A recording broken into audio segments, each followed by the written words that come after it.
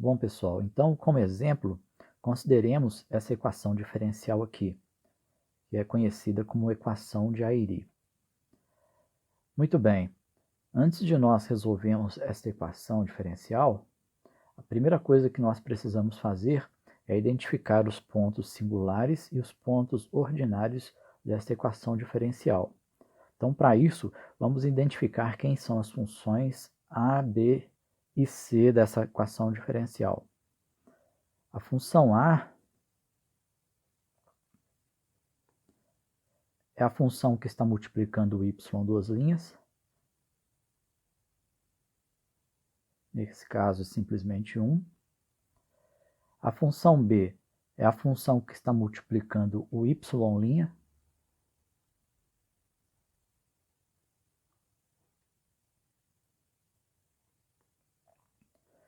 E a função c é a função que está multiplicando o y.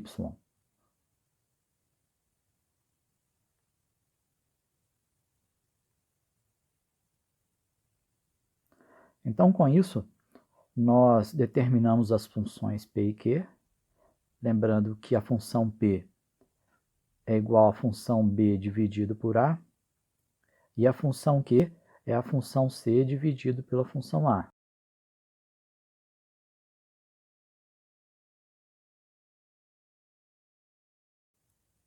Nós observamos com isso que a função p de x é simplesmente zero e que a função q é igual a menos x.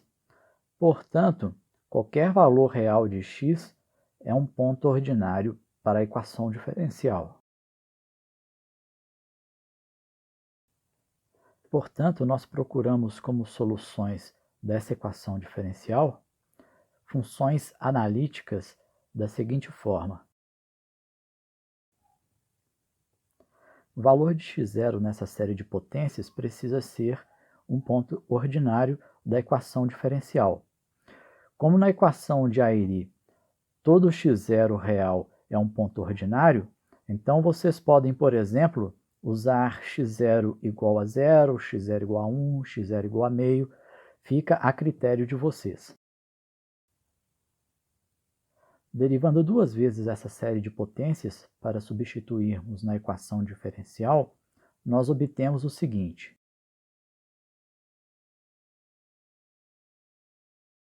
Note que nesse caso aqui, a série de potências que representa a derivada primeira começa com n igual a 1. Por quê? Porque se nós fizermos n igual a 0, para n igual a 0, nós temos que o primeiro termo dessa série é 0. Semelhantemente, a derivada segunda começa em n igual a 2, por quê? Porque para n igual a 0, nós temos o primeiro termo igual a 0, e para n igual a 1, nós temos que o primeiro termo também é igual a 0.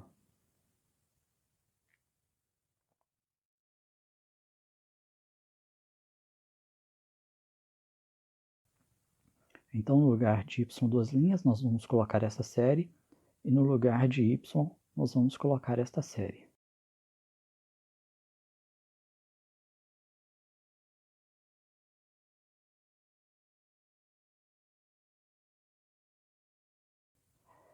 Muito bem, pessoal. Então, nesse ponto aqui, nós temos o primeiro pulo do gato, tá?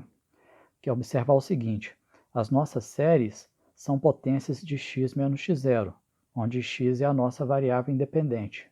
O x0, como eu já disse para vocês, é um número. E aqui do lado de fora, a nossa variável independente x aparece sozinha sem o x0. Então, nós precisamos trabalhar em cima desse x para transformar isso daqui numa coisa que envolva x menos x0. Muito bem, então como x0 menos x0 é igual a 0, então em vez de usar x, eu vou usar isso daqui. Tá? Aí nós vamos ter aqui o pacotinho x menos x0, que é o que nós precisamos para lidar com essas potências que aparecem aqui. Então, esse aqui é o nosso primeiro pulo do gato. Então, no lugar de x, vamos colocar isso aqui.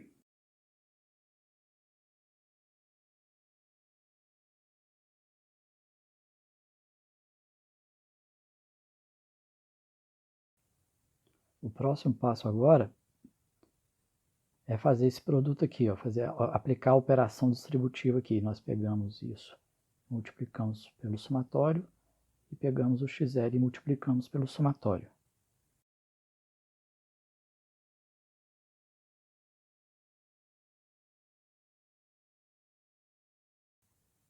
Então, nós aqui temos x menos x0, que multiplica x menos x0 elevado a n. Conservamos a base e somamos os expoentes.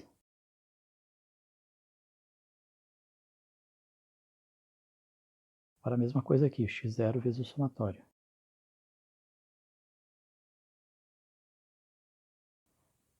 Muito bem, quando nós chegamos aqui nesse ponto, nós precisamos observar o seguinte. Nesse primeiro somatório, o x menos x0 está elevado a n menos 2. No segundo somatório, x menos x0 está elevado a n mais 1. E no terceiro somatório, x menos x0 está elevado a n. Então, isso nos leva ao segundo pulo do gato. O segundo pulo do gato nada mais é do que fazer com que esses expoentes fiquem iguais. Para isso, então, nós vamos fazer o seguinte. Esse expoente n menos 2, que aparece aqui no primeiro somatório, nós vamos chamar isso de k. E no segundo somatório, esse expoente n mais 1, nós vamos chamar de L.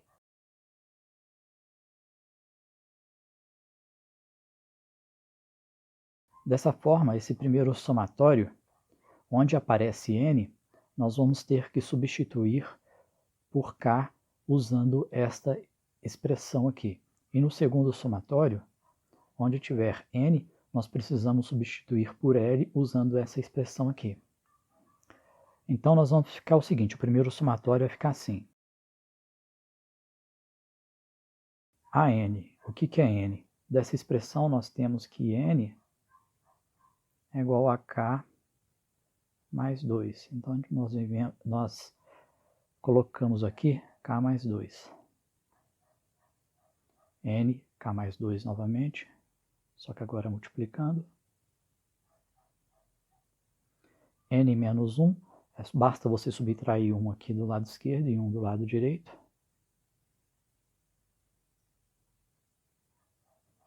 X menos x0.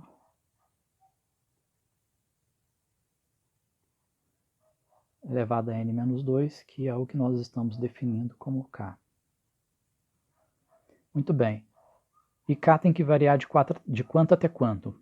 Bom, o n, nós sabemos que ele varia de 2 até infinito. Então, nós sabemos que o valor mínimo de k está relacionado com o valor mínimo de n por essa expressão aqui. Então, vamos lá.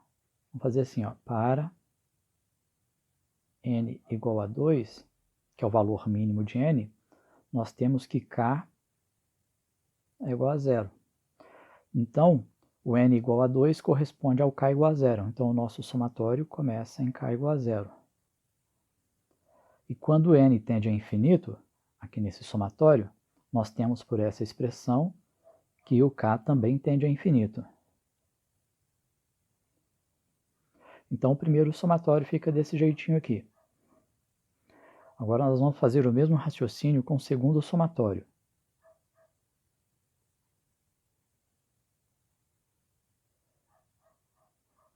Nesse caso aqui, quem que vai ser n? Usando essa expressão aqui, nós temos que n é igual a L menos 1.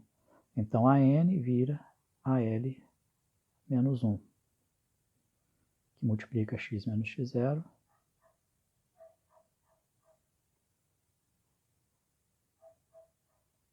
Elevado a n mais 1, que é o que nós estamos definindo como L. Muito bem. Nós sabemos aqui que o n varia de 0 até infinito.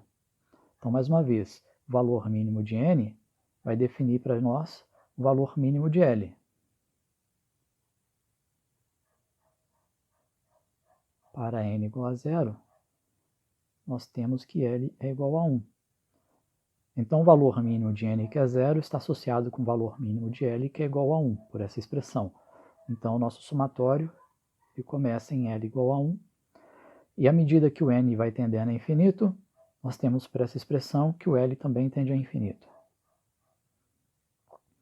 E esse terceiro somatório, então, nós simplesmente vamos repetir.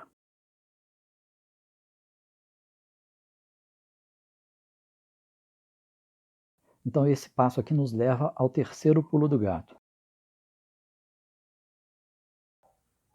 Então, para explicar esse terceiro pulo do gato, considere o seguinte: consideremos que B0 é igual a 2. Então, vamos considerar isso aqui. B0 é igual a 2, B1 é 7, B2 é 1, B3 é 8. Agora, imagine o seguinte: se nós fizermos isso aqui, ó.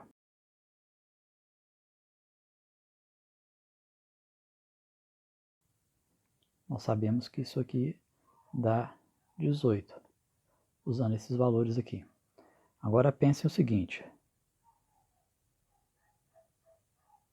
vamos trocar essa letra M por uma outra letra, por exemplo, letra K. Então, o que nós observamos aqui é que a letra que nós usamos para representar o índice do somatório não afeta o resultado do somatório.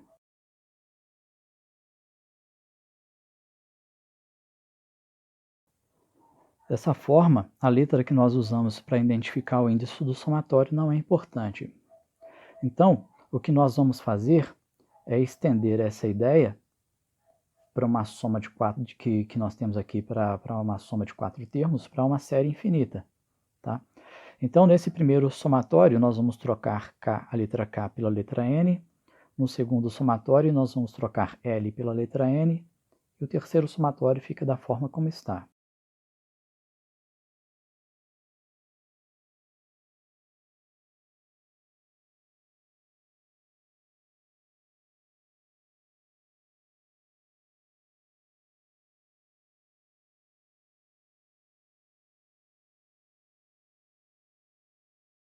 Pessoal, estou notando aqui que eu esqueci de colocar um x0 aqui, hein?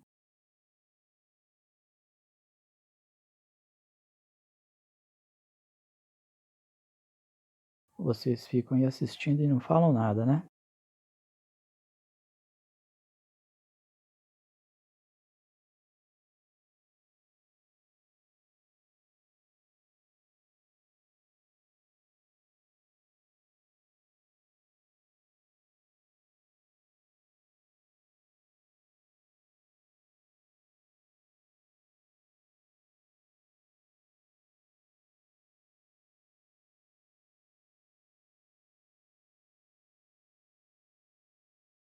Tudo bem, pessoal? Então, o terceiro pulo do gato é esse, é trocar a letra que representa o índice do somatório, uma vez que a letra que nós usamos para representar o índice do somatório não é importante. Então, nós fazemos isso para ficarem com todos os índices iguais, usando a mesma letra. Bom, quando nós chegamos nesse ponto aqui, nós temos um quarto pulo do gato.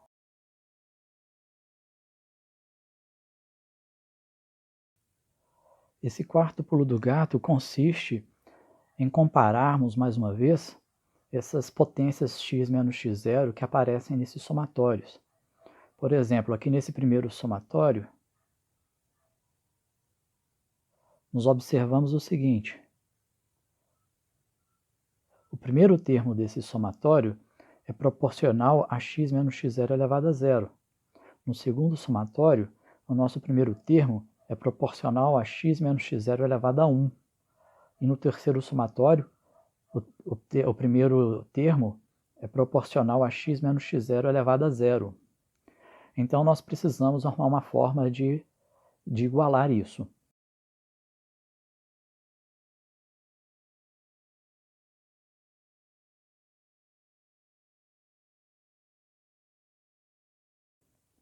Então, como eu disse, nós precisamos de arrumar uma forma de igualar isso. Tá? Então, o quarto pulo do gato é nós fazermos o seguinte: Esses somatórios que começam em n igual a zero, nós vamos explicitar o primeiro termo, tá? O quarto pulo do gato é basicamente vocês pensarem no seguinte.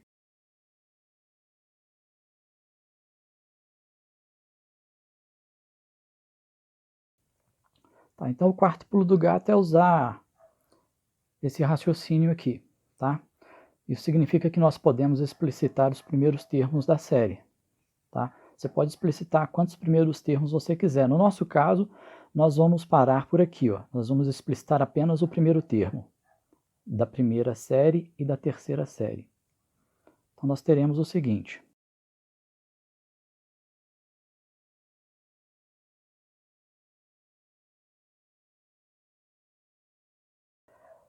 Então, isso daqui corresponde ao primeiro somatório. O segundo somatório nós simplesmente vamos repetir. E o terceiro somatório, de forma semelhante ao que nós fizemos com o primeiro somatório, nós vamos explicitar o primeiro termo.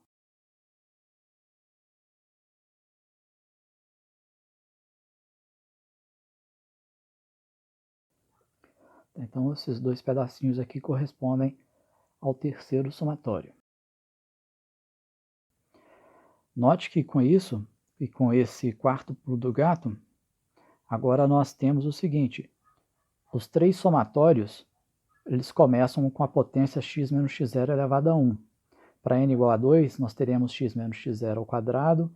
Para n igual a 3, x menos x0 ao cubo e assim sucessivamente. Isso significa que nós podemos juntar esses três somatórios em um único somatório.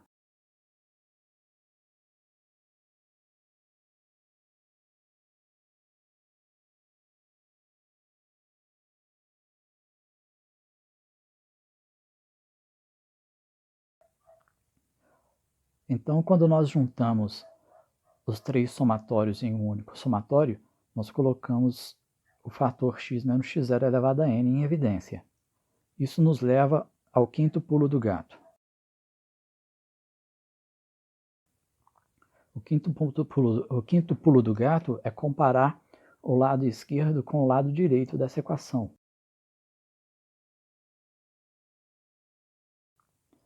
Aí esse lado direito, que é o zero, o que é o zero? Zero é nada mais, nada menos que isso aqui, ó.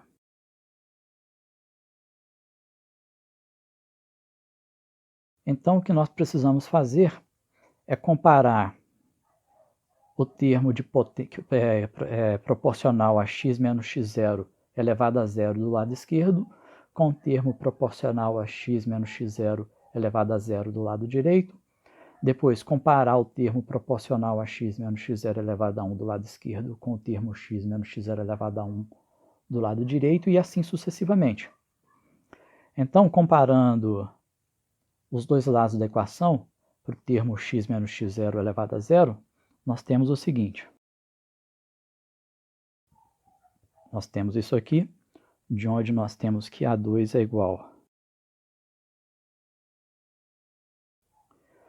E fazendo o mesmo raciocínio aqui, com os termos proporcionais a x menos x0 elevado a 1, x menos x0 elevado a 2, elevado a 3 a 4, comparando o lado esquerdo com o lado direito, nós obtemos isso daqui.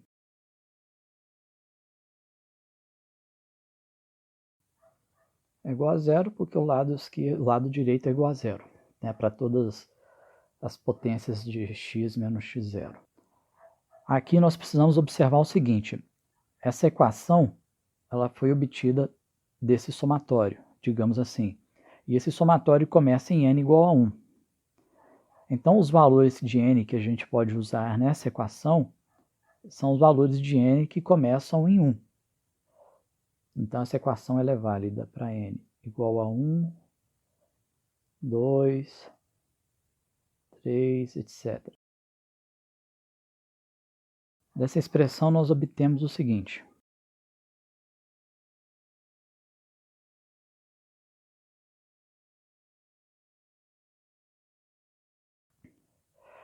Essa equação é chamada de relação de recorrência.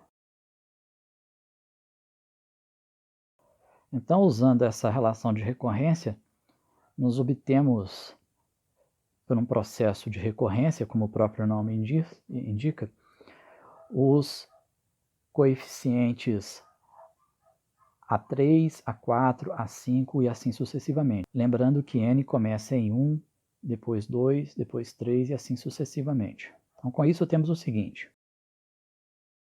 Para n igual a 1, a relação de recorrência vai fornecer para nós o A3. 1 menos 1, 0.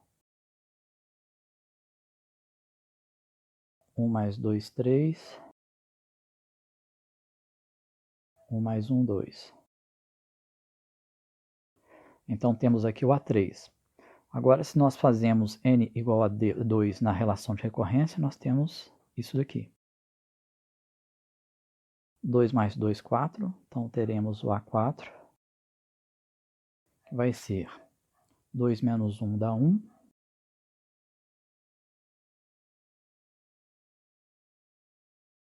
2 mais 2, 4. 2 mais 1, 3. A2.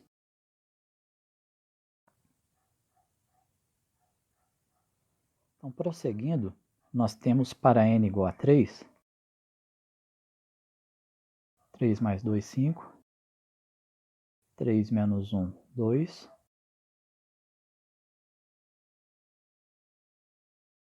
3 mais 2, 5. 3 mais 1, 4.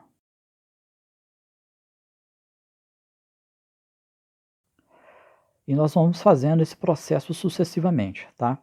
Aqui novamente nós vamos substituir o A2 pelo A2 que a gente já obteve e vamos substituir o A3 pelo A3 que nós já obtivemos também. Então teremos o seguinte.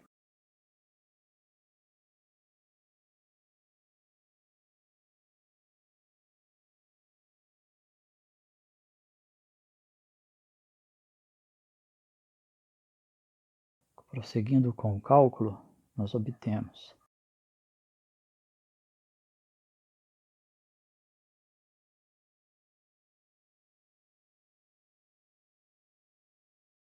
para ficar um pouquinho mais fácil de somar esses dois termos aqui, eu vou multiplicar por 1.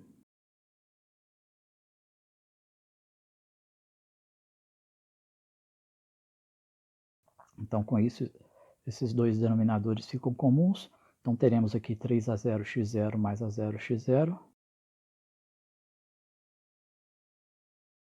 Então, temos essa expressão aqui para o A5. Então, dessa forma, usando a relação de recorrência, nós vamos recursivamente obtendo os coeficientes a n. Aqui obtemos o A3, o A4, o A5 e assim sucessivamente. Nós podemos calcular quantos nós quisermos. Então, vamos fazer o seguinte, vamos pegar esses coeficientes que nós encontramos e substituir na série que representa a solução da equação diferencial. Lembrando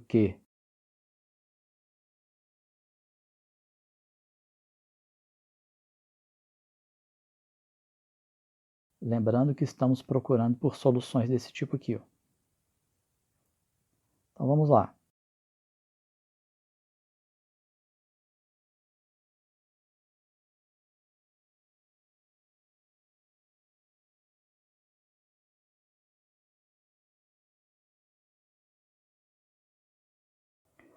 Lembrando que A2 nós obtivemos aqui em cima, que A2, A0x0 sobre 2.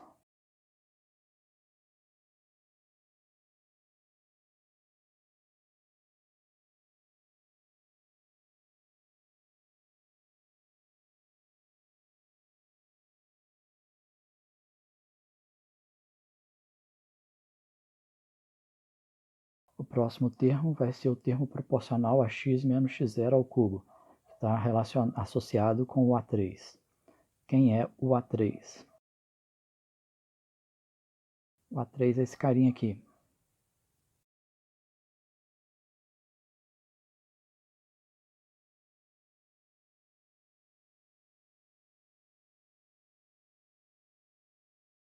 A4, que multiplica x menos x0 elevado a 4. Cadê o A4? O A4 está aqui, ó.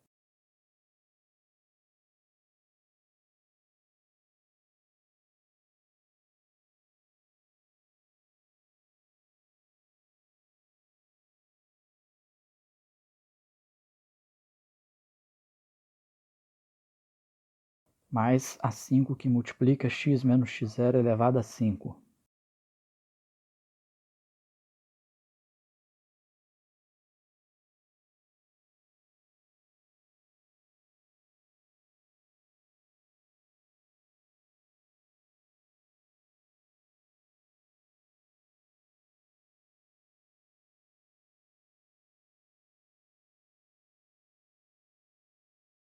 Mais A6x menos x0 elevado a 6, mais A7x menos x0 elevado a 7, assim sucessivamente. Então, nós podemos escrever a nossa solução com quantos termos nós quisermos.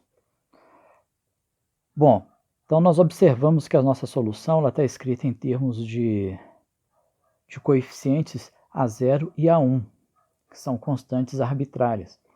Nós podemos colocar essas constantes em evidência. Colocando primeiramente o A0 em evidência, nós teremos o seguinte.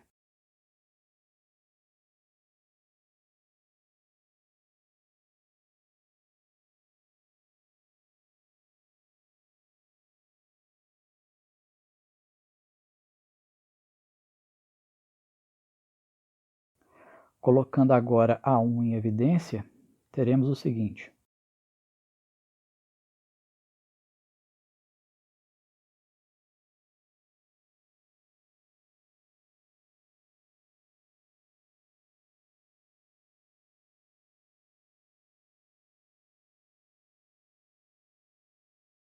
Essa série que está entre colchetes, multiplicando o A0, nós podemos chamar de Y1. E essa série que está entre colchetes multiplicando o A1, nós podemos chamar de Y2.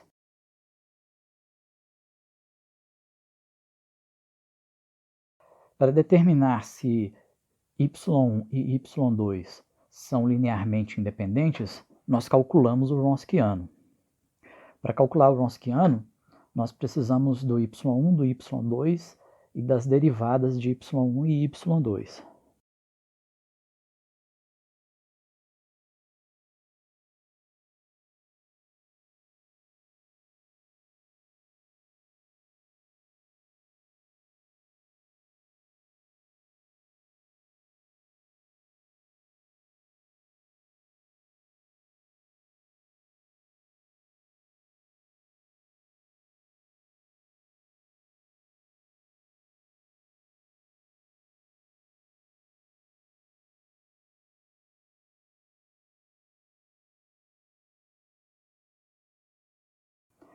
Então, para determinar se essas funções y e y2 são linearmente independentes, basta nós calcularmos o Wronskiano de y e y2 para um valor específico de x. Já é suficiente. Então, para simplificar as nossas contas aqui, eu vou escolher como um valor específico de x o próprio x0.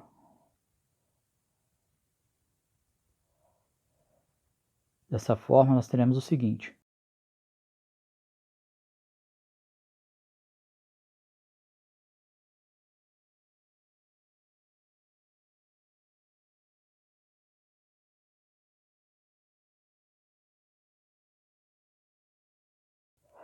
O Wronskiano, lembrando que o Wronskiano é um determinante, nós temos o seguinte.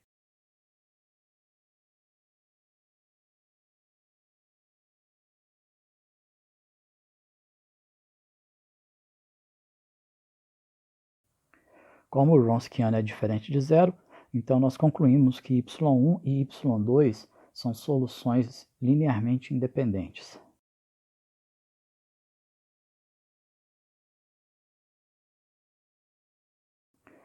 Bom, então olhando para a nossa solução, para a solução da equação diferencial, que é essa equação aqui, vou trocar a cor dela para deixá-la mais destacada. Então, olhando aqui para a solução da equação diferencial, nós não conseguimos encontrar um termo geral AN para cada uma dessas duas séries de potências. De tal forma que nós não conseguimos, então, usar o teste da razão ou o teste da raiz para determinar o raio de convergência dessa série. Quando nós conseguimos encontrar o termo geral AN para cada uma dessas séries, nós podemos aplicar o teste da razão, o teste da raiz, para determinar o raio de convergência, mas nem sempre isso é possível. Então, quando não é possível nós obtermos a expressão geral para os termos AN da série, nós usamos um teorema que nos fornece uma cota inferior para o raio de convergência dessas séries. E o teorema de que eu estou falando é esse daqui. Esse teorema diz para a gente o seguinte: se x0 é um ponto ordinário dessa equação diferencial, então essa equação diferencial tem duas soluções analíticas, y1 e y2, como nós acabamos de obter ali no exemplo que nós acabamos de fazer. E além disso, ele fornece uma cota inferior para o raio de convergência da série. Ele diz para a gente que o raio de convergência de qualquer uma dessas duas soluções, y1 e y2, é no mínimo tão grande quanto a distância entre o ponto x0, o ponto ordinário x0, e o ponto singular mais próximo. Chamando a atenção para o fato de que esse ponto singular mais próximo, ele pode ser um ponto real ou um ponto complexo. A equação diferencial que nós estamos resolvendo é a equação de Airy.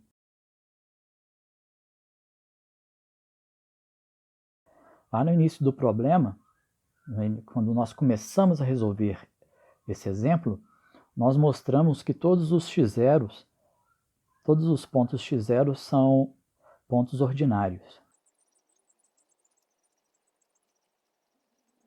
E como o teorema garante para nós que o raio de convergência da solução dessas séries é pelo menos tão grande quanto a distância entre o ponto ordinário x0 e o ponto singular mais próximo, como nós não temos pontos singulares para essa equação diferencial, então a distância entre o ponto ordinário x0 e o ponto singular mais próximo é infinito.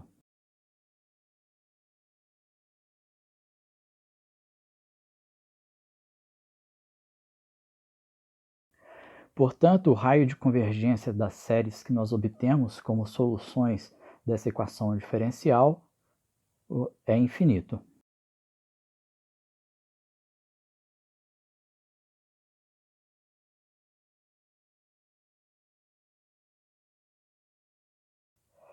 Isso significa que a solução que nós encontramos para a equação diferencial,